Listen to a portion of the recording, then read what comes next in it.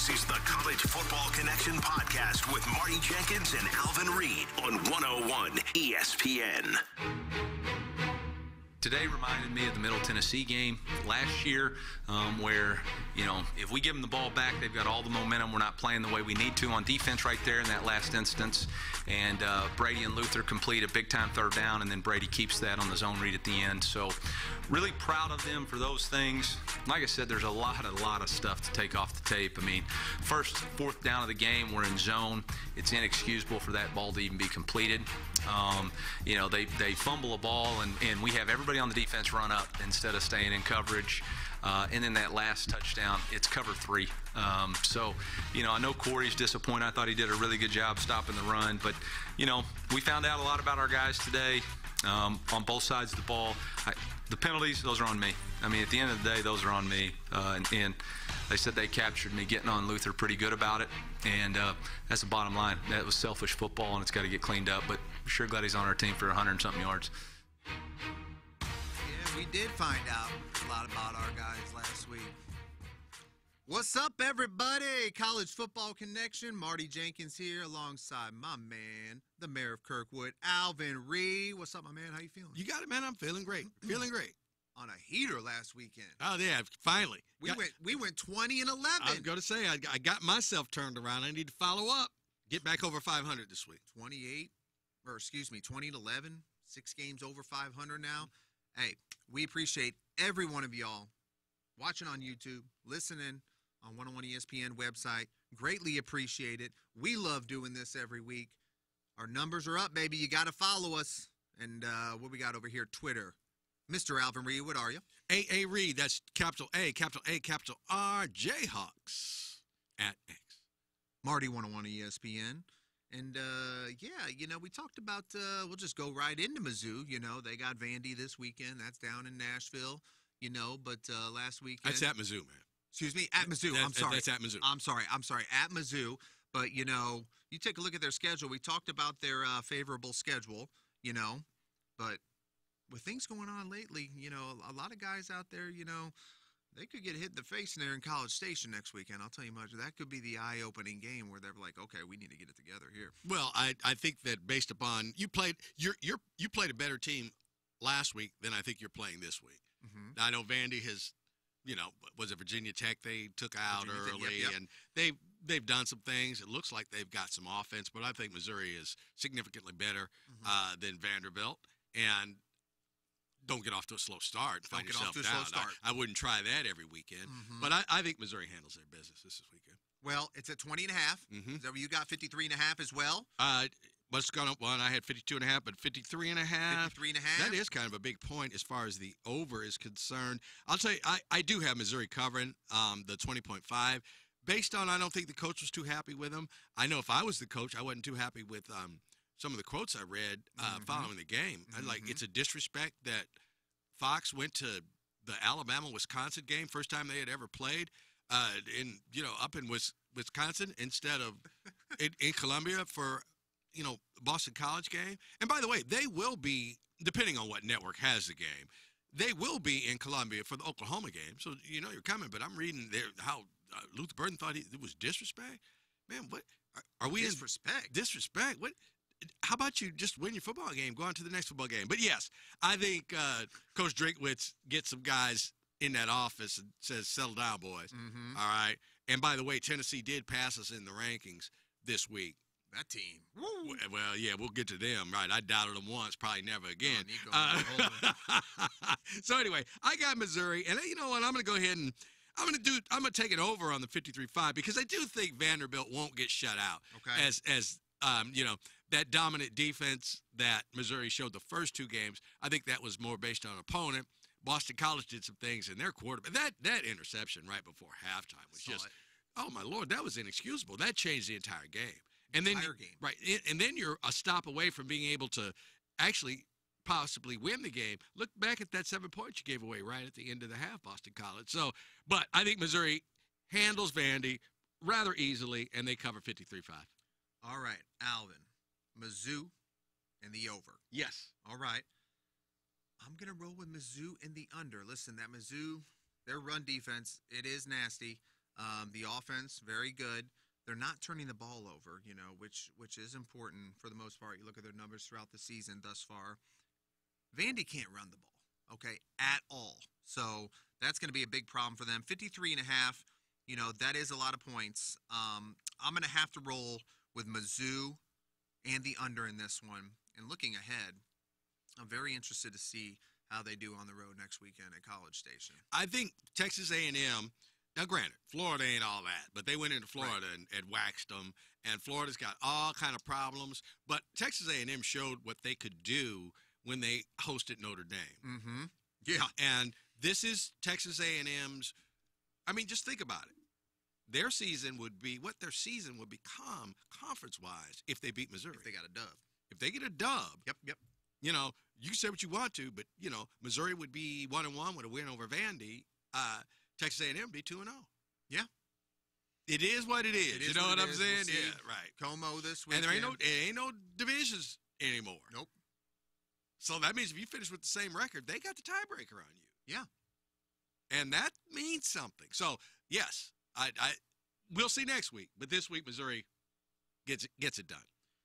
Speaking of huge games, conference, it's going to be lit in Norman this weekend. Yes.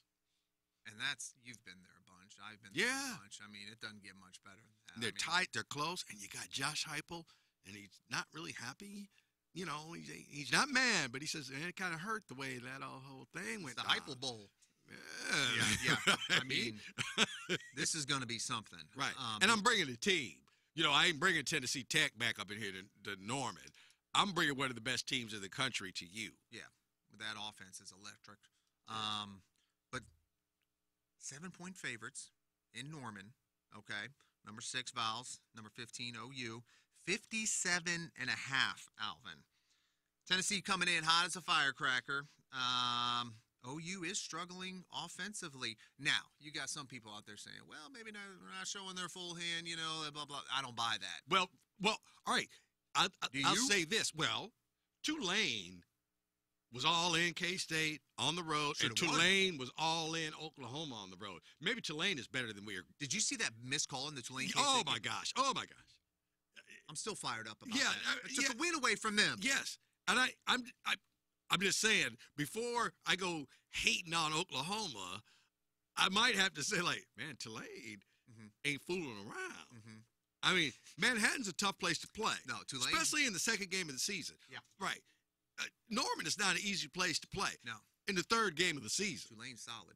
Mm-hmm. So, Oklahoma, I'm not going to say that's a blemish that y'all barely beat Tulane.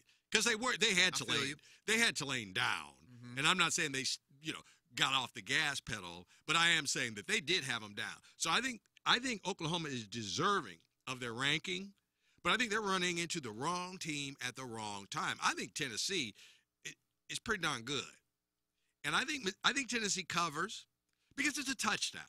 So that means they win by 10 points. They win by 10 points. Yeah, I think they cover too. Right. And I think this goes over because I think both teams are in the high 20s, and then somebody pushes on into the 30s. Yep. And quite frankly, Tennessee could score 35 points by half. I was gonna say by the end of the third quarter. Yeah, I really was. I was gonna say, in other words, they could be moving on 42, even though Oklahoma might be putting up 21-28. Yeah. So I'm going to go with the over, and I'm going to go with Tennessee. And part of me going with Tennessee is I miss Tennessee so bad that second week of the season.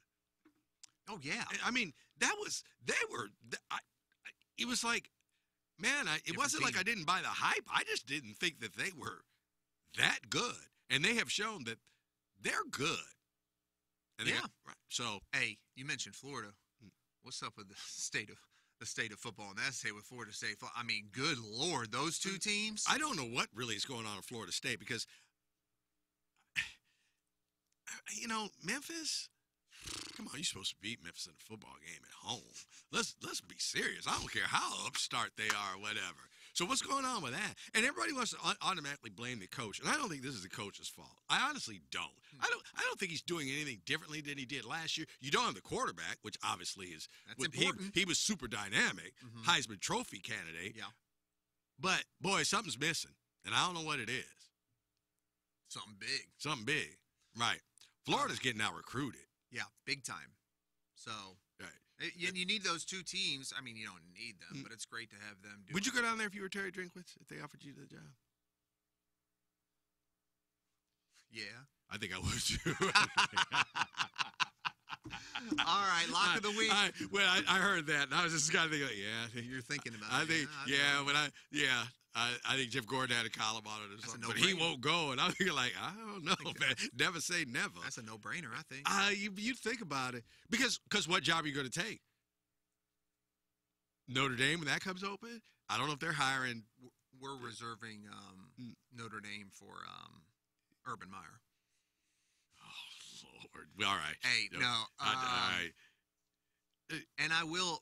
Man, there's so many different directions I want to go. Right Yeah, now. I know. Well, all right. Let's revisit this once the man gets fired. Hold on. Let me get my pick in a second because it is the lock of the week. But I got to give my shout out to Jim Grant, Joliet's finest, because he's been telling me this for years, man.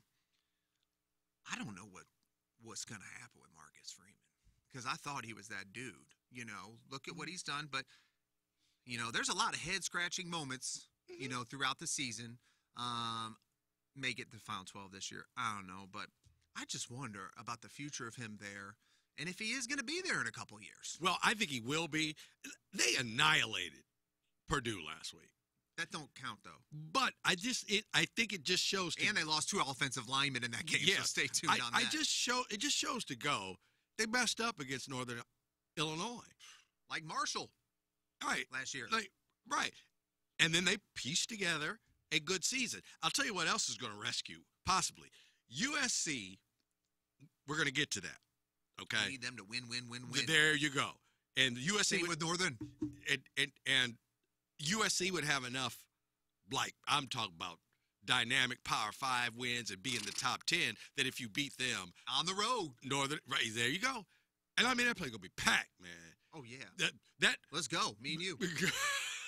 No, you got one loss at that point. You go down there, win, you're in. But right, he ain't gonna win that game. Well, but you don't know that. I'm just saying, like, I don't think he's really even on a hot seat yet. Ain't his team yet. I agree with that because it really isn't his team yet. He might be looking at the cast that Brian Kelly brought up in there and said, like, I can't wait for you to go. Quite frankly.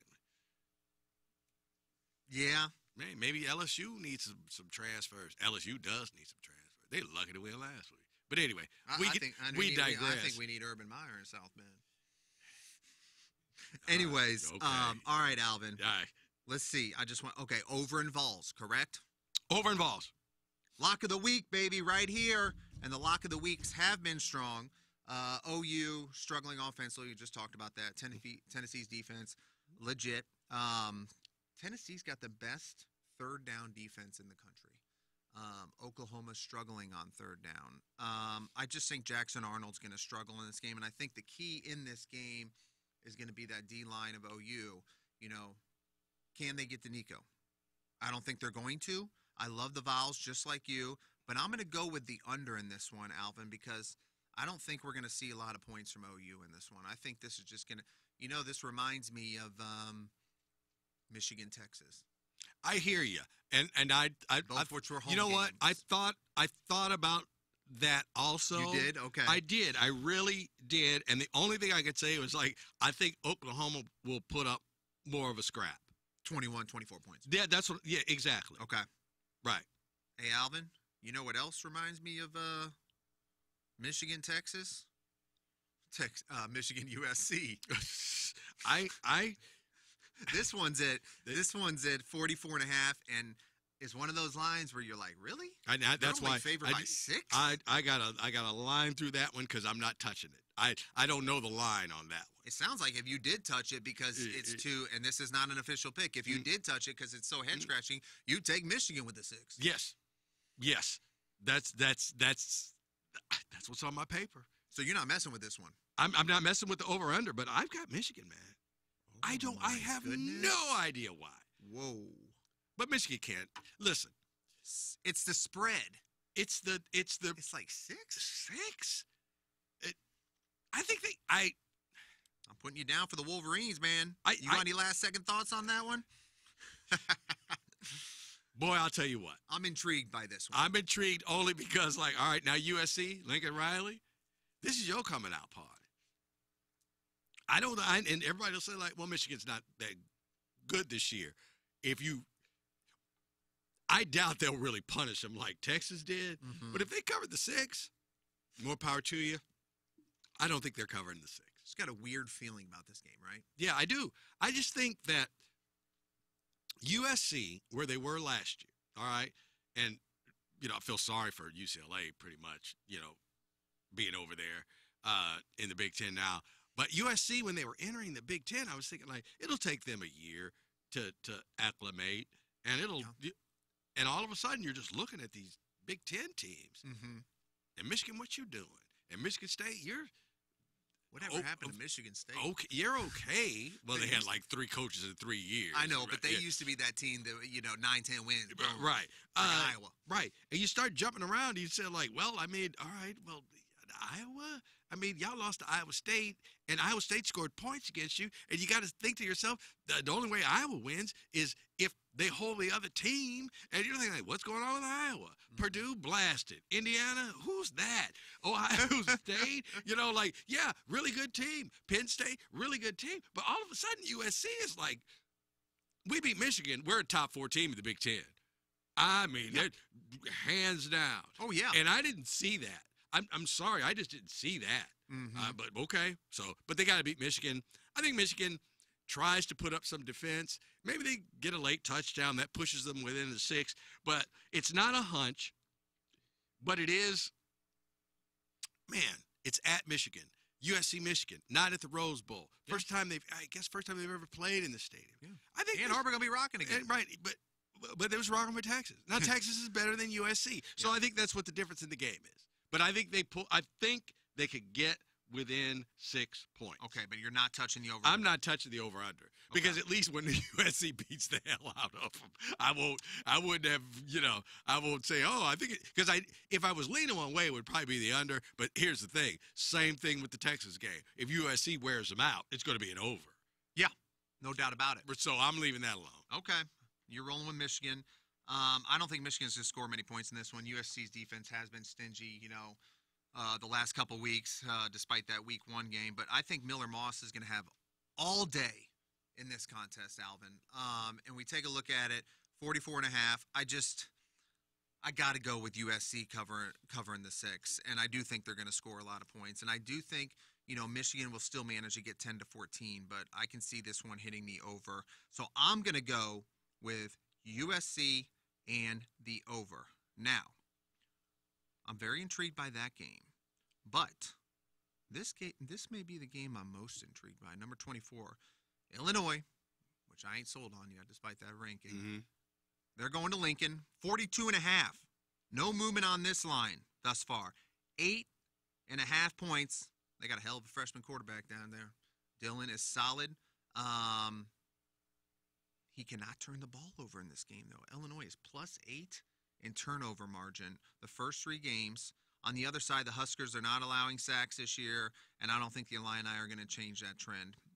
Illinois' secondary is solid, Alvin, but I think Dylan's going to run all day.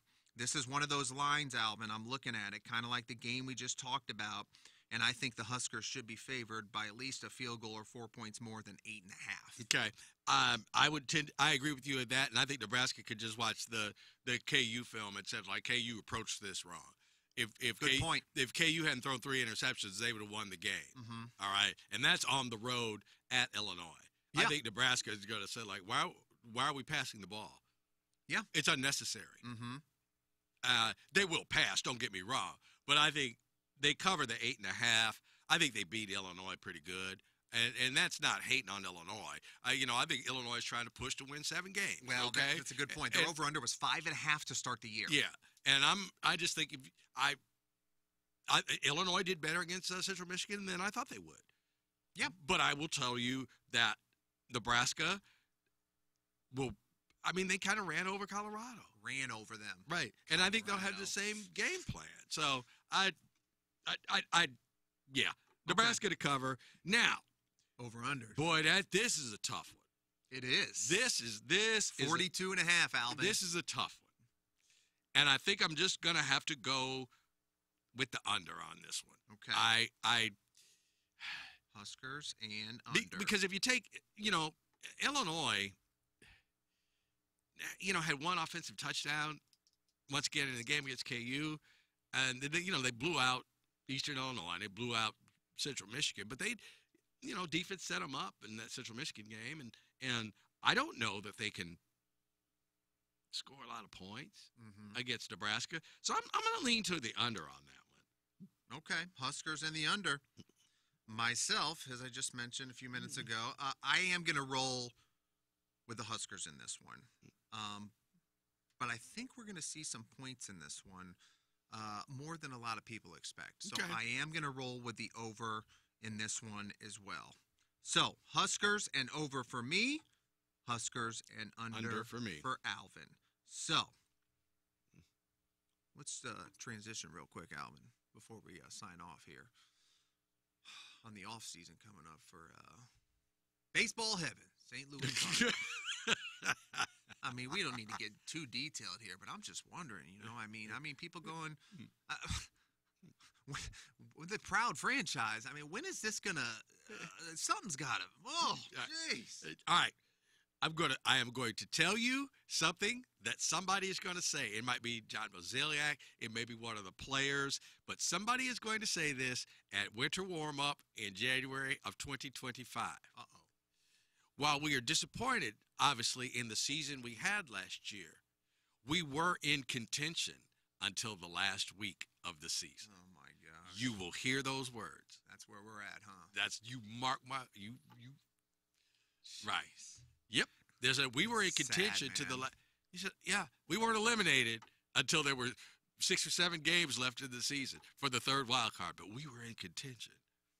Okay. Unreal. All right. Unreal. Hey, how was the weather? We didn't get as much rain as we thought last weekend. Kirkwood, was that good? Oh, all good. All good. All Okay. good. Man, it turned out beautifully. All right, fantastic. Yeah, the last music set on Sunday got rained out, but it was just like a lightning deal with some rain. And we were within 2 hours of the end. So that one got washed out, but everything else was great. And you will be going to Morgantown this weekend, correct? No, I got to go to Springfield for Missouri Press Association. Oh, nice. Yeah, and then from my jaunt, my weekend birthday, and then like Green Tree, Wait, when's your birthday? No, it was September 6th when I made my trip up to Champaign and all that. Belated Okay, gift. then so I was going to go to the TCU game on the 28th. Mm-hmm. I think I'm gonna stand down on that one. Woo! That's where we're at, Yeah, man. I'm gonna stand down. But here's the thing: not to put it all my business in the street. We got a little car park concession because we're right there by the soccer stadium. Okay. And it's I got that Saturday. Yeah. And that's Oh, yeah. yeah. That's yeah. dope. Yeah, right. I'm saying, like, you know what? Yeah, I worked the concession on Saturday. That pays for all the rest of this nonsense I'm going to do for the rest of the year. No doubt. All these trips to KU and all that. Yeah, that little lump will pay the gas, all that. So, it is what it is. So, yeah, I could. That's one where I'm going to take one for the team and stay here and, do my thing. Right on. Right. Hey, it'll be here before you know it, Alvin. My favorite time of the year, but listeners, watchers, we may be rolling out a college basketball connection this year, too. Baby, I'm ready. Oh, man, I'm can't ready. wait. I can't Right. wait. Hoosiers, man. Hey, the booster said, you know what, Woodson? Here's millions of dollars. This is it on you, Boom. And they killed the portal. Number one team in the portal. Yeah. And the boosters were like, enough is enough here. What do you need? We're not in contention till the last week. Cardinals. We need to be. Come on, man. Yeah. We need to be a bare minimum Sweet 16. Well, we team. need to also And not they be. emptied the Well, we also we don't need to be wondering, are we going to be in the tournament at the end of the year? Like, it's the middle of February. We don't know if we're going to be in the tournament. Yeah. That's not Indiana. No, and and they empty them pocketbooks, and KU, water is wet. They'll be number one again when the season rolls Yeah, around. one kid got hurt. We lost a guard who will miss like first 6 weeks of the season. One of the guys came in on the portal. They'll be all right. Yeah, they'll be all right. I'm just saying that they may not be as good at the beginning of the season as they will be later on. Right. They won't suck like last year, though. No, they'll be on when it counts, though. They'll be cutting down them nets again. Yeah, you know how KU is, but we won't win unless we got like half a team. Yeah. Hey, Right. speaking of No, cutting down the nets, and yeah, then we'll sign yeah, off. yeah.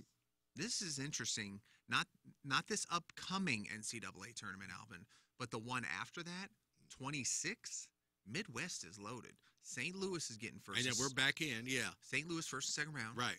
Okay. Chi-Town, Sweet 16, Elite 8. Final Four, Indy, baby. It's back to Indianapolis. Yeah, we don't have to get credentialed for that. Well, I'm usually, Missouri Valley Conference kind of takes care of us when the NCAA tournament is here. For those of us who actually cover the MVC tournament. Yeah. Jack's kind of good about that. So they're the best. We're like, hey, you do he realizes who's actually there during that weekend. Yeah, speaking of Missouri Valley, I went down a rabbit hole of NCAA March Madness games on YouTube the other night, and I wonder if you were with Bradford and I at this game, but were you at when Wichita State was undefeated against Kentucky and St. Louis? Yeah.